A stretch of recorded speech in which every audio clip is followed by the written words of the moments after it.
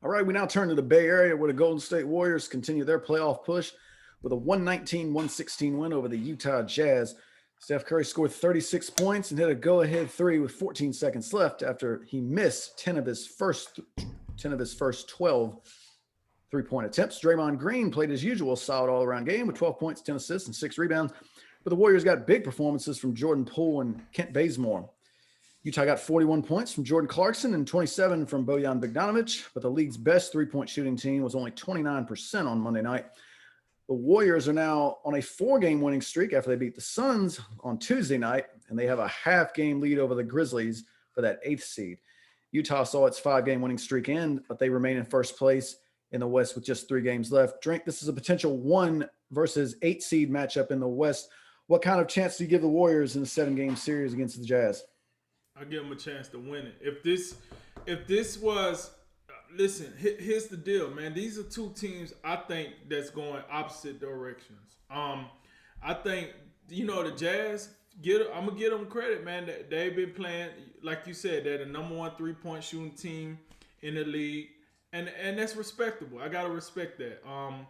But here's the deal. I know what my eyes see. You know what I'm saying, and I've been looking at the game of basketball for a while. I even played a little bit. Never on this level, nothing to this level at all. But I know, and I'm looking at the Jazz, and I'm looking at them, and they seem to be kind of hanging on without Donovan Mitchell. I don't know.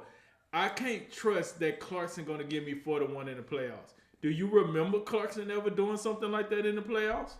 I don't trust. I can't trust that. Let me tell you what I can trust. I can trust Steph Curry all the way to the NBA Finals. Now, once he get to the finals, he kind of fade away, and we know how the story go. But up to that point, Steph usually he can get it done. Now I got it. If you want to tell me, oh, that was Steph Curry when he got Klay Thompson and when he got a more productive Draymond Green and when he got Kevin Durant. Yeah, I got all that. But at the end of the day, if I told you to bet your paycheck on Steph Curry versus whoever you want to bet it on for the Jazz, who would you trust more? If they don't have a Donovan Mitchell. And I would make that bet even if they had Donovan Mitchell. But now you got to take him out of the equation. He's not there. So who do you go with? Do you go with the experience or do you go with what's hot right now? Listen, I cook my food in the oven, not a microwave. If I want a flash of the pan, a flash of the pan right now, yes, I'll go with Utah. But if I'm talking about stability, credibility, and everything I've seen up to this point, I got to go with the proven commodity. I got to go with the oven instead of the microwave. So that said, yes, in the 7-game series right now, I would take the Warriors. That's forbidden that the Warriors, get an injury or, Utah get another injury. Then, things could change. But if these teams stay currently constructed as they are right now, yes, I'll take the Warriors in 7 games. Because listen, I don't want to downplay what Utah has done, but until I see them win something on a high level, I don't believe they can win something on a high level. You telling me Rudy Gobert gonna get you over the line? I think not. I mean, listen, I like Bogdanovic, but I'd have seen his performances in the playoff a little bit too. He be up and down. Now, when he was with Indiana, he was pretty impressive. I'm not even gonna lie. The reason I know his name is because he put on a show one year when he was with Indiana against LeBron when he was still with Cleveland, and that he was pretty impressive. I'm not gonna lie. But you still gonna tell me that's enough? I think not.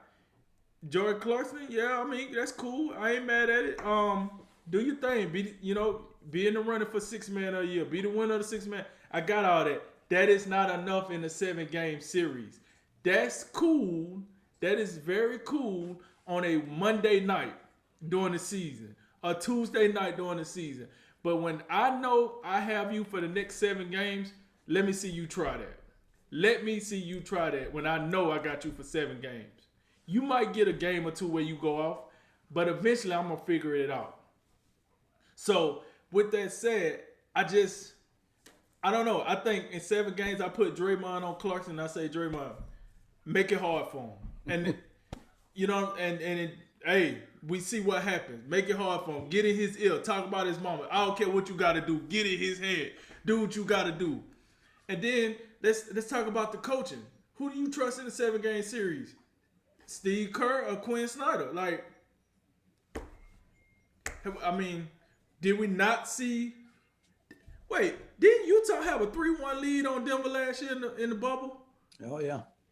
Oh, ain't that about a boop? So if you look at it from the coaching standpoint, you can't trust that as much either until you see it. So it's one of them things. I believe it when I see it. And yeah, I got it, Utah. Y'all been doing y'all thing. And I did think Utah looked it different when they was rolling and they had Donovan Mitchell. But now I'm like, Joe Ingles, he's supposed to be like one of the staples of the team. Oh, you out here with an Abraham Lincoln? Oh, okay. All right, cool. You out here with a Lincoln, right? All right. So I'm sorry, but I'm I hate to knock on him, but this might listen, we talked about this in the show. If Golden State is the 8 seed and the Lakers are the 7 seed, I would not be surprised if the top 2 seeds go down. Like, we rolled into the second round with both top seeds out, because this was a strange year. And not to knock not to knock Phoenix or Utah, they deserve to be where they're at. But it's different levels to it when you get into the playoffs. It is I get to play Sacramento on Wednesday night to get an easy dub. It's not, that's gone. That's a done deal.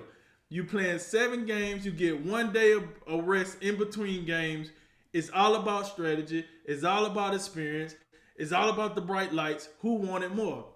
I don't know if I ever seen that out of Utah. I'm sorry. I'm just keeping it real. I have seen that out of Golden State. I'd have seen Golden State come back from 3-1. I'd have seen Steph come back from 3-1. I also seen Steph give up 3-1. So I'd have seen both sides. However, I'd have seen that. So I got to go with the proven commodity. So yes, I would say Golden State. But like I said, they're going in different directions. What did I mean by that? Listen, I think you named some Poole, Bazemore, Mulder. Yep. Listen, we knew who Bazemore was. We heard when he played for the Hawks and all that. We knew who he was. But Poole, Mulder, I still don't know who Mulder is. Like if you gonna sit here and try to tell me, oh yeah, them guys they're gonna carry Golden State on their back, you are a lie. So my point is the lower tier guys are playing better. They're trying to play up to a standard. You got Steph already playing up to somewhat of an MVP standard. You got Draymond Green. We know what he do. That's your tough guy. That's your mouth. That's your glue guy. So you know you got that already going for you. You got Looney. He's all around. I mean, he got playoff experience. So that's your 5 with some playoff experience. So with that said, it's just hard to, they're getting better. That's what I think about Golden State. I think when the season started, we was like, playoffs. We talk about playoffs? Playoffs. That's what we thought about Golden State. Now as you look at Golden State, you're like, I mean, they might give Utah a run for their money. I'm just saying they looking pretty good. So they're going on this angle, whereas I'm looking at Utah. I think they're actually coming down. Like, I got it. Number 1 team, 3-point shooting. Yeah, that sounds good. But the season about to be a wrap, buddy. We got what 1-2 more weeks of the season. It's gonna be a wrap. And then let's see what you got. Let's see what the real is. And I'm looking at this remaining schedule. I think Portland gonna give them everything, because Portland trying to stay where they're at in the seeding process. They can't afford to lose another game, because they know the Lakers on their hip. And the only way the Lakers can catch them is if they lose. So they control their own destiny. So I think Portland going to come out here and give Utah everything they got. They should be okay saying Sacramento. You know what I'm saying? They should beat them. I don't see the problem with that. And then I'm looking at New Orleans and Memphis. That should be 2 dubs. That's 2 dubs. I'm going to call it right here. That's 2 dubs for Golden State. Listen, because you never know what you're going to get out of. And I know what you're saying. You like, yeah, New Orleans. I don't know about Memphis. And I got that. I just think I think they could beat both teams just because we don't know what the hell the Pelicans doing. Like nobody, what No. we got going on? Nobody know what's going on with the Pelicans. And then like Memphis, I respect Memphis a lot. I just don't Mhm. think they have enough to be like a motivated Warriors team. I respect the hell out of Memphis. I ain't gonna bash them. I just think the Warriors are better. They got more experience. They know how to close out games. And the Warriors are playing for just as much as Memphis playing. This ain't no I'm gonna come and mail it in type of performance. You're gonna get what the Warriors gonna give you. So with that said, yeah, man, I would take Warriors in 7, and I think the Warriors are playing really good ball. And before we move on, I just want to say, how great would it be in that play-in round that we get the Lakers versus Golden State, Steph versus LeBron in the play-in tournament, not the playoffs, the play-in tournament. That's gonna the NBA couldn't ask for a better storyline. They couldn't ask for a better storyline right there. That is gonna be a moneymaker for the NBA and ESPN or whoever had the rights because I'm assume that you was never a big fan of the play-in tournament, and you might I would say you might or might not watched. But if you hear that LeBron is playing Steph in the play-in tournament, you're more willing to let me check this out. Let me see what it's talking about because two of the biggest stars in the NBA playing in like a play-in round or the equivalent of the first four in the NCAA tournament. You know what I'm saying? Like that's pretty wild. You know what I'm saying? You ever think you're gonna turn it on and see Gonzaga versus I don't know Baylor in the first round in the first four? You're like, oh man, that's crazy. So with that said, I think that's gonna be good for the NBA. But nah, man, I'm with Steph. I'm with Steph and Draymond. We got effing Steph Curry. Now we ain't no redeemed team 2.0 or whatever. So yeah, I take the Warriors. Yeah, for the record, you're right. I'm not a big fan of the play-in, but I will watch because we'll be talking about it. So keep that in mind. I'm sure you've had a friend, those friends that like tell the wildest of stories, and you're always like, sometimes like you just can't believe it. And you probably say, "Man, that's what we've been looking at the Jazz and the Suns like all year. Like, man, like I know y'all didn't win a lot of games, and like you're 50-19 Utah, and Phoenix is 48-21, and like we've been skeptical for like the whole year about them. And you talk about Utah and Golden State. Donovan Mitchell has already been ruled out for the last 3 games of the regular season. He's gonna be reevaluated for the ankle. Mike Conley ain't played for like 9 straight games. Oh, I So forgot about Mike Conley. I yeah. forgot about Mike Conley. So excuse the yelling, folks, by the way. But you know, that it's much like we talked about the Lakers. If Utah ain't healthy, yeah, you can go ahead and forget about it. If they don't have their backcourt, Golden State's taking them down in the first round because Utah was in the game last night. Clarkson was just shooting everything. Bogdanovich played a good game, but I mean Royce O'Neal and Joe Ingles, and Niang, get back on the bench and get in your bench role. He's just an oversized dude who just come in there and shoot threes. And I don't think I've ever been impressed with anything he done since he left Iowa State. So they got to be healthy. I understand like Rudy Gobert in there patrolling the paint and he gonna rebound and he's gonna catch some lobs every now and again, but he's not leading you nowhere. He don't have a post up game, so they got to have Donovan Mitchell leading this because Donovan Mitchell, you remember we was talking about like, man, Donovan Mitchell, he looked like he could be in the MVP conversation. Or he could start an All Star game or one of those things. He was playing that well, and Mike Conley, if they get Mike Conley back, I believe in Mike Conley. But man, I think they got to be at full strength because they don't have their starting backcourt. It's going to be a problem. But let's say even if they do have them, Golden State's going to have a chance regardless because they have the best player in Steph Curry. And, some of these guys that we just don't, we're kind of like scratching our head.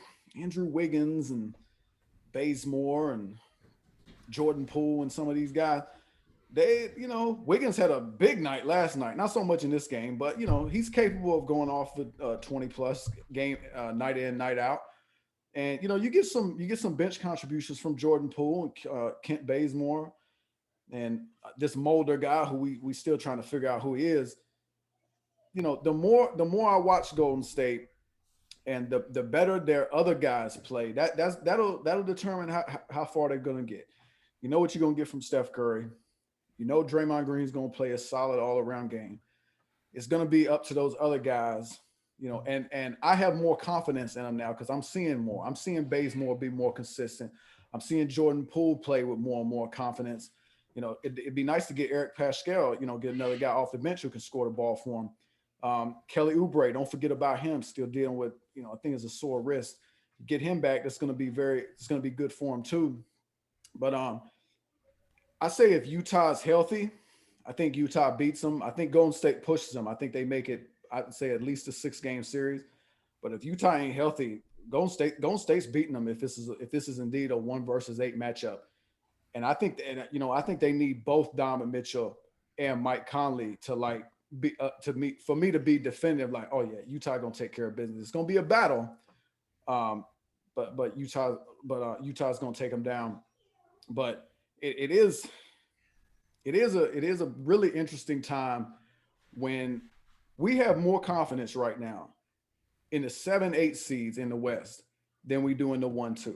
And that's no knock. That is no knock on Utah or Phoenix. We have been admiring the work they've been doing most of the year. We just been skeptical. And we just saying, you know what? We just saw Utah blow a 3-1 lead last year. I'm just saying we're not seeing it. We don't see it. We're believers in the Lakers and Clippers and some of these other teams. Phoenix, doing great things. Monty Williams might win Coach of the Year. We've been talking about Mikal Bridges. We like him. Devin Booker, we know he can score the ball with anybody. Chris Paul, all you got to do is add him to your team and you'll be in the playoffs. We've seen it. But you never won anything, though. Never won anything of consequence. So that's all we just saying. Show us and, really just prove us wrong. But right now, I like the Warriors right now. And much like we talked about the Lakers, Utah, this backcourt better be healthy. Or, yeah, they could go home easily in the first round.